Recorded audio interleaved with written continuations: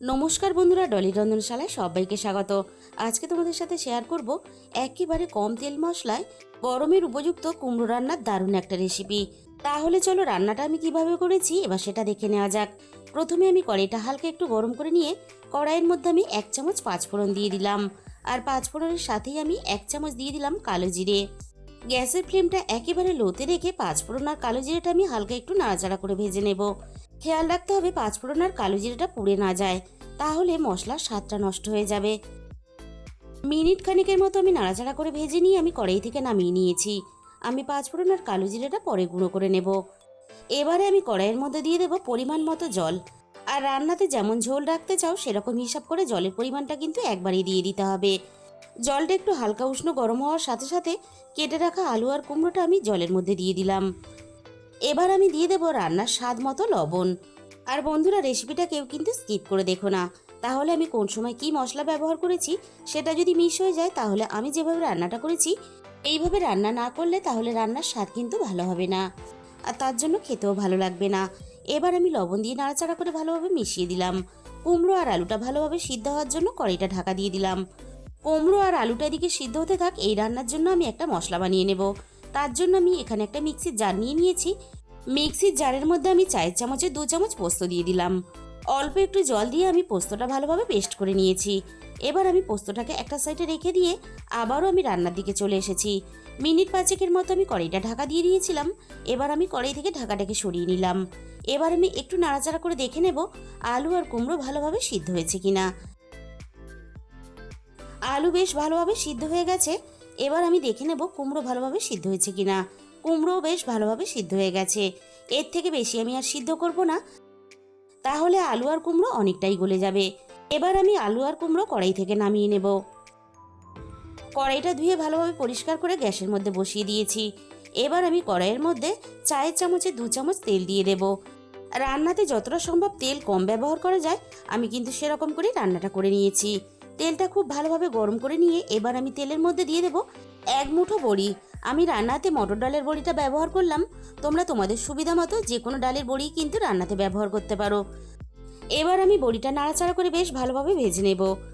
আর রান্নাতে বড়ি কিন্তু অবশ্যই ব্যবহার করবে, তাহলে রান্নার স্বাদ কিন্তু অনেক বেশি ভালো লাগবে। বড়িটা আমি নাড়াচাড়া করে বেশ লালচে করে ভেজে নিয়েছি।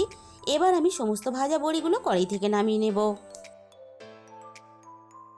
কড়াইয়ের মধ্যে যেটুকু তেল আছে এই তেলেই কিন্তু আমি বাকি রান্নাটা করে নেব। এবার আমি তেলের মধ্যে ফোড়নে দিয়ে দিলাম অল্প একটু পাঁচফোড়ন। এবার আমি ফোড়নটাকে কয়েক সেকেন্ড নাড়াচাড়া করে বেশ ভালোভাবে ভেজে নেব, ফোড়ন থেকে সুন্দর মিষ্টি গন্ধ বেরোনো পর্যন্ত। ফোড়নটা আমি নাড়াচাড়া করে বেশ ভালোভাবে ভেজে নিয়েছি।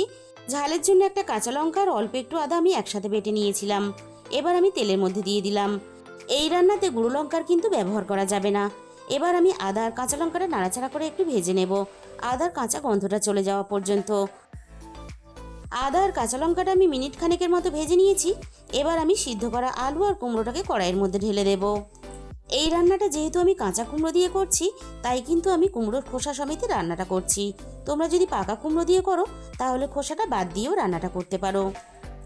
এবার আমি সবকিছু একসাথে নাড়াচাড়া করে বেশ ভালোভাবে মিশিয়ে দেব। আর চেষ্টা করবে রান্নাটা এরকম একটু কাঁচা কুমড়ো দিয়ে করার, তাহলে রান্নার স্বাদটা অনেক বেশি ভালো লাগবে। রান্নাটা বেশ হালকা ফুটে উঠেছে। এবার আমি ভেজে রাখা বড়িগুলোকে দিয়ে দিলাম। কুমড়ো আর আলু যেহেতু আমরা আগে থেকেই বেশ ভালোভাবে সিদ্ধ করে নিয়েছি তাই রান্নাটা কিন্তু আমাদের খুব বেশি হতে সময় লাগবে না।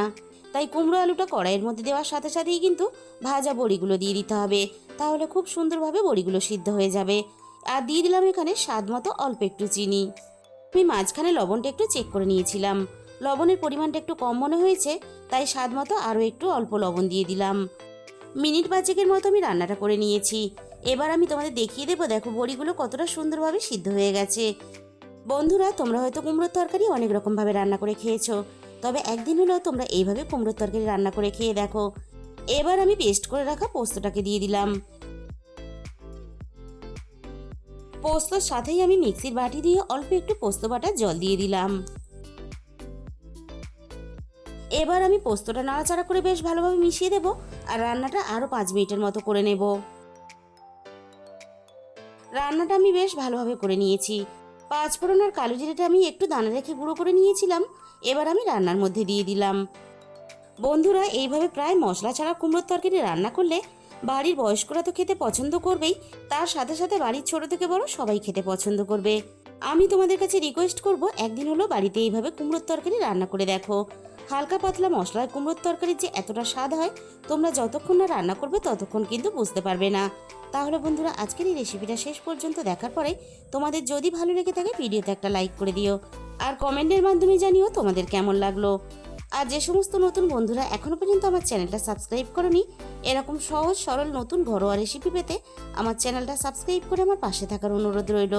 তার সাথে সাথে পাশে থাকা বেল আইকনটা ক্লিক করে অল করে দিও, তাহলে আমি যখনই কোনো নতুন রেসিপি আপলোড করব সবার আগে তোমার কাছে পৌঁছে যাবে। আর তোমাদের মূল্যবান সময় দিয়ে আমার এই রেসিপিটা এতক্ষণ সময় ধরে দেখার জন্য তোমাদের সবাইকে অসংখ্য ধন্যবাদ।